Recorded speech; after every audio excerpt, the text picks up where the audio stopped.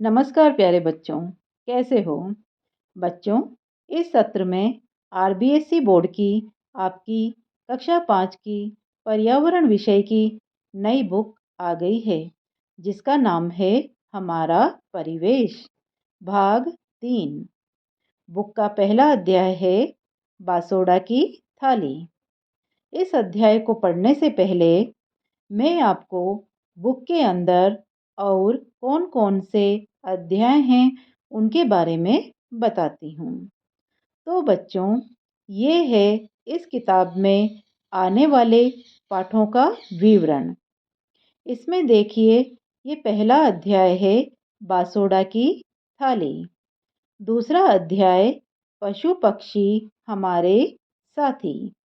इसी तरह से तीसरे और चौथे अध्याय के बाद लिखा है हमने सीखा और समझा एक, अर्थात यह एक आकलन है जिसमें आपने 4 अध्याय में जो पढ़ा है उनसे संबंधित प्रश्न हैं जिन्हें आपको भरना है। इसी प्रकार आगे फिर 4 अध्याय के बाद लिखा है हमने सीखा और समझा का भाग 2। इसमें भी आपको 5, 6, 7 व 8वें अध्याय में आपने क्या पढ़ा है उससे संबंधित प्रश्नों के उत्तर देना है। इसके पश्चात फिर अध्याय 9, 10, 11 व 12 के बाद हमने सीखा और समझा का भाग 3 है। इसमें भी अध्याय 9, 10, 11 व 12 में जो पढ़ा है उसका आकलन है, अर्थात प्रश्नों के उत्तर देना है। इसके पश्चात फिर अध्याय 13, 14, 15 व 16 है। उसके बाद फिर हमने सीखा और समझा का भाग 4 है। इसमें भी अध्याय 13, 14, 15 व 16 के प्रश्नों के उत्तर देना है, अर्थात यह आपका चौथा आकलन है। तो बच्चों, यह थी हमारी पर्यावरण अध्ययन पुस्तक की सारणी। आइए बच्चों, अब हम हमारा अध्याय 1 बासोडा की थाली को पढ़ते हैं। इस अध्याय को पढ़ना शुरू करें उससे पहले मैं आपको इस पाठ के विषय में थोड़ी जानकारी दे देती हूँ कि इस पाठ में क्या है। तो पाठ का नाम है बासोडा की थाली। क्या आप जानते हैं बासोडा का अर्थ? आप में से कुछ बच्चे तो जानते हैं और कुछ नहीं। तो बच्चों, बासोडा का अर्थ है बासी या पुराना, अर्थात बासी या ठंडे भोजन की थाली। बच्चों, अब आप सोच रहे होंगे कि ये क्या नाम हुआ। तो प्यारे बच्चों, बासोडा का त्योहार ना सिर्फ हमारे राजस्थान में मनाया जाता है बल्कि पूरे भारत देश में मनाया जाता है। इस त्योहार में शीतला माता की पूजा की जाती है, इसलिए इसे कहीं पर शीतला सप्तमी और शीतला अष्टमी भी कहते हैं। इस त्योहार में एक दिन पहले रात को तरह तरह के पकवान बनाए जाते हैं। फिर त्योहार वाले दिन सुबह शीतला माता की पूजा करके भोग लगाकर परिवार के सभी सदस्यों के द्वारा इसे प्रसाद के रूप में ग्रहण किया जाता है। तो बच्चों, वैसे तो आप रोज सुबह ताज़ा खाना खाते हो, लेकिन इस दिन रात का बना पुराना खाना खाते हैं, अर्थात बासी खाना खाया जाता है, इसलिए इसे बासोडा कहते हैं। बच्चों, ये त्योहार क्यों मनाया जाता है? इसके पीछे क्या वैज्ञानिक कारण है? इसमें क्या पकवान बनाए जाते हैं? आइए इन सब के बारे में हम पाठ में पढ़ते हैं। हमारे व्यंजन और उत्सव। व्यंजन का अर्थ है पकवान और उत्सव का अर्थ है त्योहार। गर्मियों की एक शाम। परी विद्यालय से घर आई। आज रसोई में जो बन रहा था उसकी अनोखी खुशबू उसके नाक में भर आई। उसके माता पिता मिलकर चूल्हे पर कुछ विशेष व्यंजन बना रहे थे। बच्चों, यहाँ परी एक लड़की है जो गर्मियों की एक शाम विद्यालय से अपने घर आती है तो उसे उसके घर से अनोखी खुशबू आती है जो उसे बहुत अच्छी लगती है और ये खुशबू होती है उसके माता पिता के द्वारा बनाए जा रहे पकवानों की। उसी समय परी का सहपाठी अर्जुन खेलने के लिए उसके घर पर आ गया। अंदर आते ही उसे खाने की खुशबू आई और वो बोला, परी, आज तो लगता है बहुत सारे पकवान बन रहे हैं। क्या आज कोई खास दिन है? तो बच्चों, यहाँ पर देखिए, ये है अर्जुन जो कि परी का सहपाठी है और वो उसके साथ खेलने के लिए उसके घर पर आया है। और वहाँ पर उसे घर पर बन रहे पकवानों की खुशबू आती है तो वह परी से पूछता है कि क्या बात है, आज इतने सारे पकवान बन रहे हैं, क्या आज कोई खास दिन है? परी की माँ मुस्कुराई और बोली, कल शीतला सप्तमी है और जिसमें हम एक दिन पहले बना हुआ ठंडा भोजन खाते हैं जिसे बासोड़ा कहते हैं। अर्जुन ने पूछा, बासोड़ा में क्या क्या व्यंजन बनाए जाते हैं? पिताजी ने बताया, बाजरे की रोटी, गुड़, दही, छाछ, बेसन की रोटी, मीठा चूरमा, कढ़ी, केर सांगरी और तरह तरह की सब्जियां और अचार। पर ये ठंडा क्यों खाया जाता है? अर्जुन ने आश्चर्य से पूछा। माँ ने समझाया, अपने राज्य में बासोड़ा के लिए कई प्रकार के व्यंजन और पकवान बनाए जाते हैं जिनमें मुख्य रूप से पंचकुटा की सब्जी, पूरी, सोगरा, घाट, राब, दही बड़े, केरी पाक, कांजी बड़े, खाजा, मठरी, पापड़, खिचिया, सले वड़े इत्यादि जो एक दिन पहले ही तैयार करके रख दिए जाते हैं। क्योंकि इस दिन ठंडा और बासी भोजन खाया जाता है, इसलिए इसे बासोड़ा भी कहा जाता है। गर्मियों में दही, राब एवं दूध से बने व्यंजनों का सेवन करना चाहिए। तो बच्चों, यहाँ पर कुछ अलग शब्द आए, उनका मैं आपको अर्थ बताती हूँ। जैसे कि पंचकुटा की सब्जी। तो पंचकुटा की सब्जी का अर्थ है बच्चों, 5 प्रकार की सब्जियों को मिलाकर बनाई जाने वाली सब्जी। ये 5 प्रकार की सब्जियां कौन कौन सी है? तो ये है केर, सांगरी, कुमटिया, लेसवा और साबुत लाल मिर्च। इसके बाद अगला शब्द आया है सोगरा। सोगरा का अर्थ है, सोगरा बाजरे की रोटी होती है जिसे मिट्टी के तवे पर बनाते हैं। फिर अगला शब्द है बच्चों घाट, जो कि जौ का दलिया होता है। फिर अगला शब्द है राब, राब यानी राबड़ी। दही बड़े, दाल के बड़े बनाकर दही से खाए जाते हैं। केरी पाक, केरी का मीठा अचार होता है। कांजी बड़े, दाल के बड़े बनाए जाते हैं और उन्हें कांजी के पानी के साथ खाया जाता है। अब कांजी का पानी कैसे बनाते हैं तो वो मैं आपको बताती हूँ बच्चों। कांजी का पानी बनाने के लिए गाजर को छोटे छोटे पीस में काट लेते हैं। फिर इसको कांच के बर्तन में पानी के साथ रख के उसमें राई, काला नमक और काली मिर्च डालकर धूप में 2-3 दिन के लिए रख दिया जाता है और 2-3 दिन बाद कांजी तैयार हो जाती है। फिर उसके साथ में बड़े खाए जाते हैं। खाजा, खाजा मैदा और चीनी से बना पकवान होता है। मठरी, मठरी भी मैदा से बनाई जाती है। खीचिया, खीचिया पापड़ जैसे होते हैं जो खींच से बनाए जाते हैं। परी को यह सब बहुत रोचक लगा। उसने पिताजी से पूछा, क्या ये त्योहार पूरे भारत में मनाया जाता है? पिताजी ने बताया, हाँ, हर राज्य में इसे अलग नाम और अलग परंपराओं के साथ मनाते हैं। गुजरात में इसे शीतला सप्तमी कहते हैं।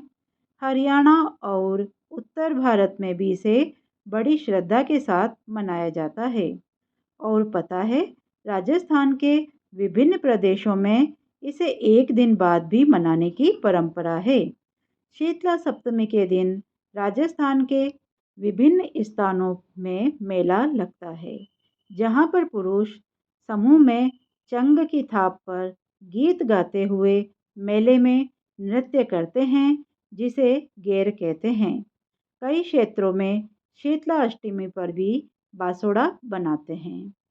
तो बच्चों, यहाँ पर दो शब्द आए हैं, चंग और गेर। चंग का अर्थ होता है बच्चों, डफली छोटे आकार की होती है और बड़े आकार की डफली को हम चंग कहते हैं।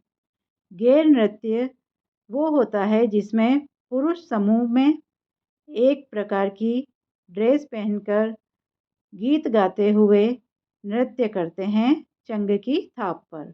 इस नृत्य को गेर कहते हैं और ये नृत्य मेले में शीतला सप्तमी और अष्टमी पर किया जाता है।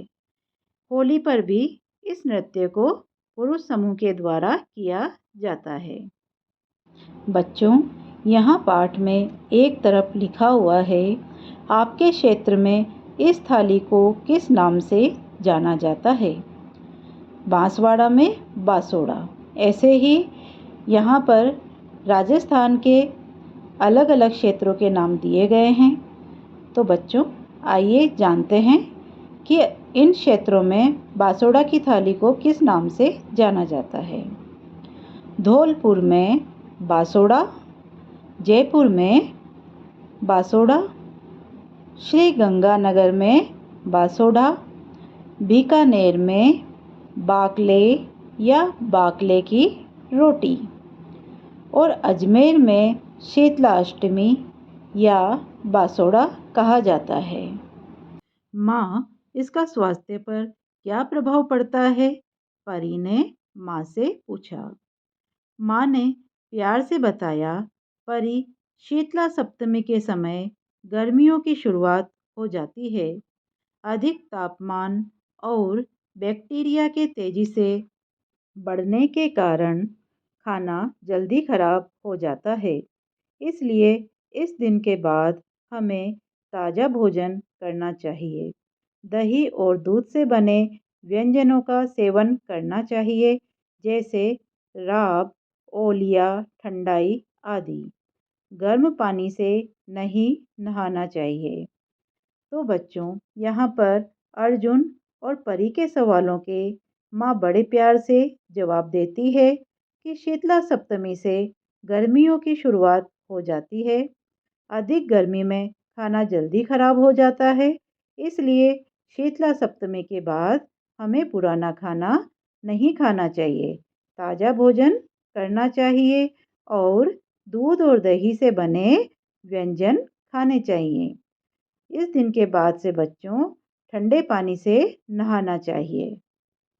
अर्जुन ने सोचकर कहा, क्या सभी त्योहारों के पीछे कहानियाँ और परंपराएं होती है? तो बच्चों, यहाँ पर आपको एक प्रोजेक्ट कार्य दिया जा रहा है कि आप अपने आसपास के समुदाय में जाकर पता कीजिए कि आपके क्षेत्र में होने वाले उत्सव या त्योहार में व्यंजन बनाने के लिए किस किस तरह की फसलों का उपयोग होता है और उनके स्वास्थ्य लाभ क्या हैं। इसके बाद अपने शोध कार्य को अपनी कक्षा में बताइए। बच्चों, यहाँ एक सारणी दी गई है जो 3 भागों में विभक्त है। पहले भाग में त्योहार का नाम लिखना है, दूसरे भाग में त्योहार पर बनाए जाने वाले व्यंजन का नाम और तीसरे भाग में व्यंजन बनाने में आवश्यक खाद्यान्न लिखने हैं। तो आइए हम इस सारणी को भरते हैं। पहले भाग में हमने लिखा होली। दूसरे भाग में होली पर बनाए जाने वाला मुख्य व्यंजन गुजिया। और तीसरे भाग में गुजिया बनाने के लिए आवश्यक सामग्री मैदा, सूजी, चीनी इत्यादि। दूसरा त्योहार गणेश चतुर्थी।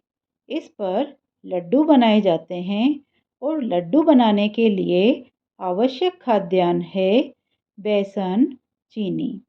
तो बच्चों, अब एक त्योहार का नाम आप स्वयं लिखना। अर्जुन बासोड़ा थाली देखकर बोला कि मुझे तो गर्मियाँ पसंद है। अब मुझे जी भर के तरबूज और खरबूजा खाने को मिलेगा। परी भी सोचने लगी कि उसके पसंदीदा खाने का मौसम कौन सा है। आइए हम भी पता लगाएं कि कौन से मौसम में क्या उगाया जाता है और क्या खाने को मिलता है। तो बच्चों, यहाँ पर देखिए गतिविधि एक दी गई है जिसमें लिखा है नीचे दिए गए मौसम में बोई जाने वाली फसलों के नाम लिखिए। बच्चों, यहाँ पर एक सारणी दी गई है जिसमें 2 भाग हैं। पहले भाग में लिखे हैं मौसम और दूसरे भाग में हमें उन मौसम से संबंधित संभावित फसलें लिखनी हैं। तो मौसम वाले भाग में पहला मौसम लिखा है मानसून, दूसरा लिखा है सर्दी और तीसरा मौसम लिखा है गर्मी। मानसून मौसम में खरीफ की फसल बोई जाती है और इसकी जो संभावित फसलें हैं वो है बाजरा, मूंगफली और मूंग। इसके बाद सर्दी के मौसम में रबी की फसल बोई जाती है और रबी की जो फसलें हैं वो है गेहूँ, चना और जौ। तीसरा मौसम है गर्मी का और गर्मी के मौसम में जायद की फसल बोई जाती है। जायद की फसल है ककड़ी, खीरा, तरबूज और खरबूजा। आगे एक सारणी दी गई है और उसके ऊपर लिखा है लिखिए कि कौन सी खाद्य सामग्री नीचे दिए गए मौसम में मिलती है। अब जो नीचे सारणी बनी हुई है बच्चों, इसमें 2 भाग हैं। पहले भाग में लिखा है मौसम और दूसरे भाग में लिखा है फसलों से बनने वाली खाद्य सामग्री। मौसम वाले भाग में पहले नंबर पे लिखा है मानसून, जिसमें खरीफ की फसल बोई जाती है। तो मानसून में खरीफ की जो फसल है वो है बाजरे की, मूंगफली और मूंग की।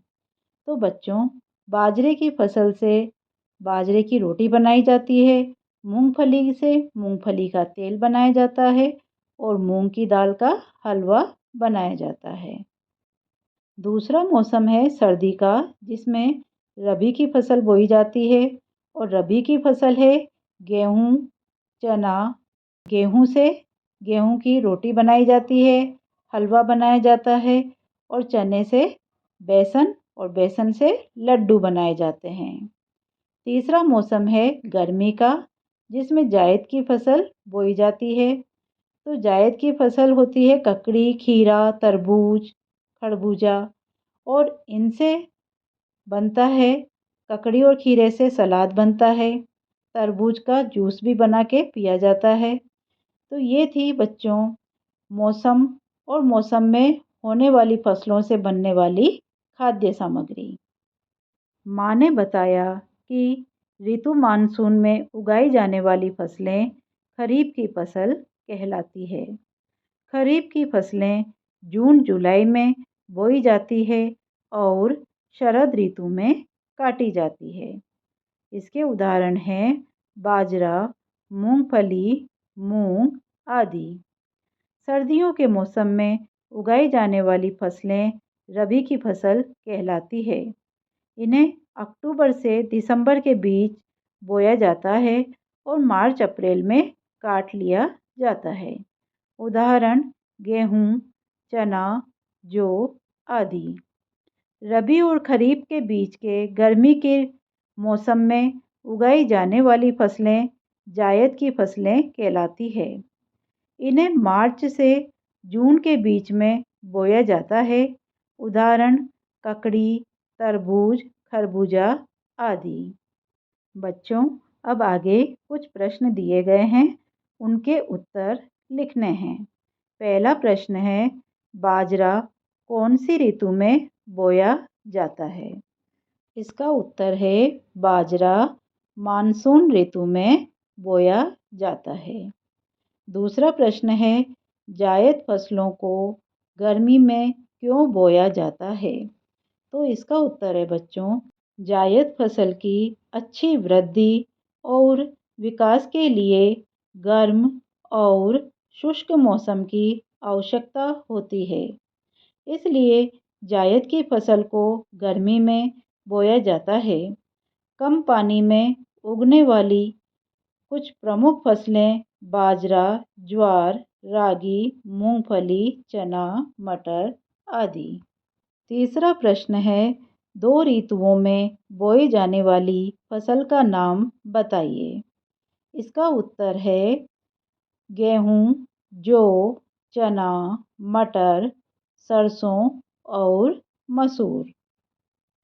आगे लिखा है, अपने आसपास पूछकर यह भी पता लगाइए। इसमें पहला प्रश्न है, अधिक पानी में उगने वाली फसल कौन सी है? तो इसका उत्तर है, चावल और जूट। दूसरा प्रश्न है, कम पानी में उगने वाली फसल कौन सी है? तो इसका उत्तर है, बाजरा, ज्वार, रागी, चना और मूंगफली। प्रश्न नंबर 3 है, आपके क्षेत्र में कौन सी फसल सबसे ज़्यादा उगती है और क्यों? तो इसका उत्तर है, हमारे क्षेत्र में सरसों, मक्का, ज्वार, बाजरा, मूंगफली, चना और मटर की फसलें उगाई जाती हैं, क्योंकि हमारे क्षेत्र की जलवायु और मिट्टी इन फसलों के लिए उपयुक्त है। अब है बच्चों हमारी गतिविधि 2। राजस्थान की खाद्य फसलों का चार्ट तैयार करके कक्षा में प्रदर्शित कीजिए। तो इसमें यहाँ आपके सामने एक सारणी दी गई है। इस सारणी के 2 भाग हैं। पहले भाग में लिखा है राजस्थान की खाद्य फसलें और दूसरे भाग में लिखा है पड़ोसी जिले का नाम एवं उसकी खाद्य फसलें। तो आइए अब हम पहले भाग में लिखते हैं राजस्थान की खाद्य फसलें, जो कि इस प्रकार है, बाजरा, गेहूँ, जौ, मक्का, चावल, चना, ज्वार, तिल, सरसों, चना, मूंग, मूंगफली इत्यादि। आइए अब हम जानते हैं कोटा जिले और कोटा के पड़ोसी जिलों की खाद्य फसलों के बारे में। कोटा जिले में मूंगफली और मक्का, बारां जिले में चावल, जयपुर में गेहूँ, जौ, चना और दौसा में सरसों, तिल, चना, गेहूँ। भरतपुर जिले में सरसों, तिल, चना, गेहूँ आदि होते हैं। पाठ को आगे पढ़ते हैं। स्कूल में परी और अर्जुन ने शिक्षक को बासुड़ा थाली के बारे में बताया।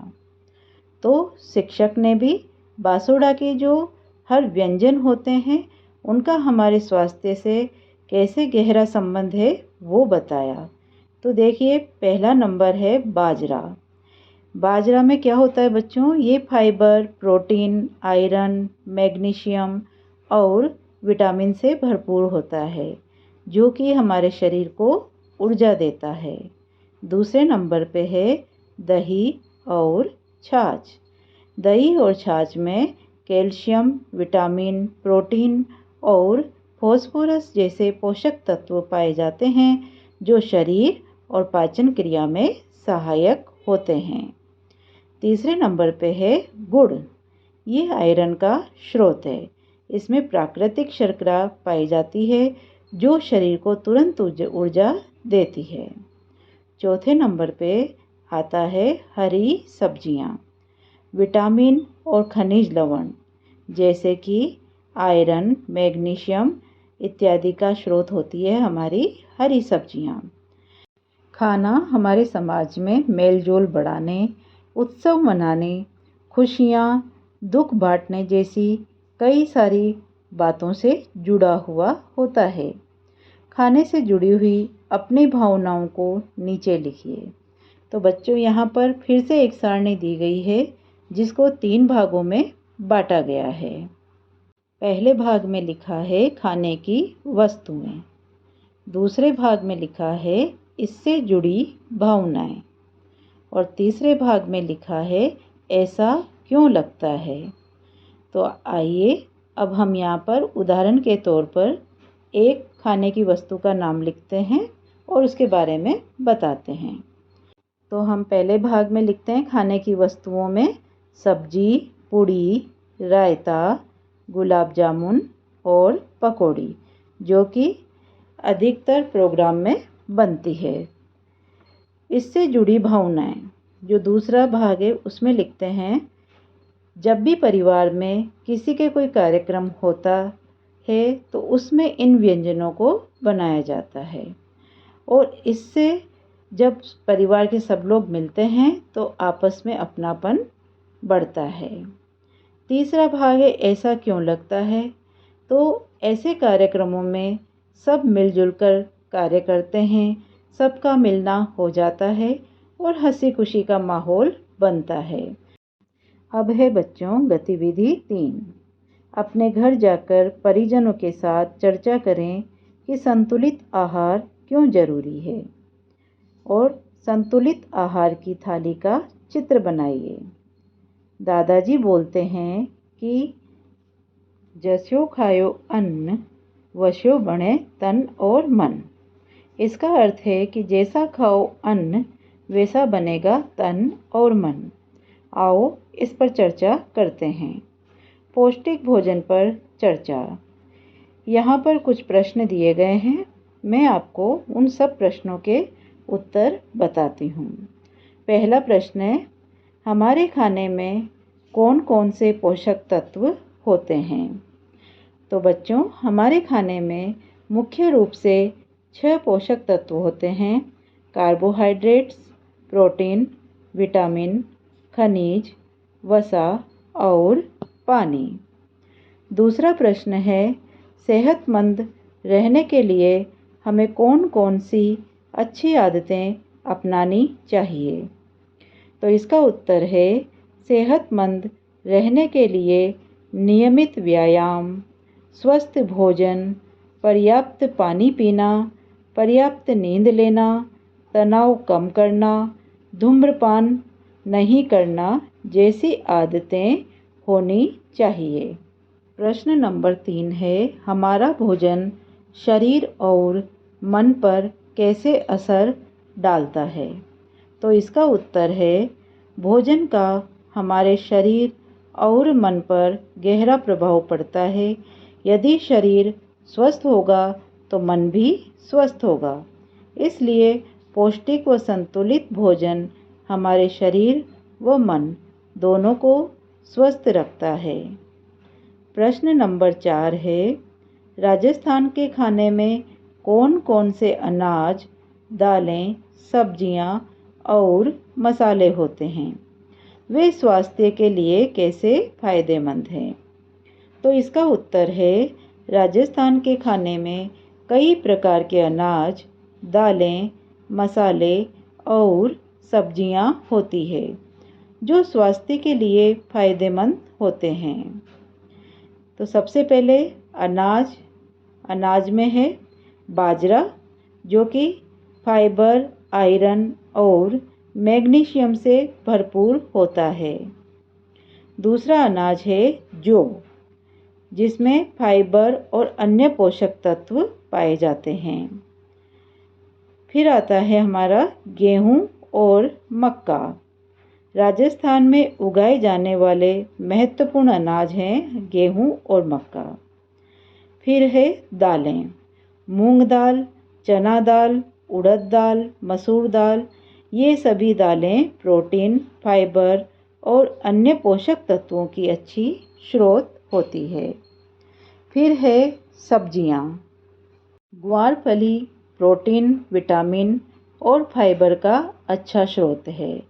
मसालों में है लाल मिर्च, धनिया, जीरा, हल्दी, लहसुन, अदरक, सौंफ, मेथी, हींग।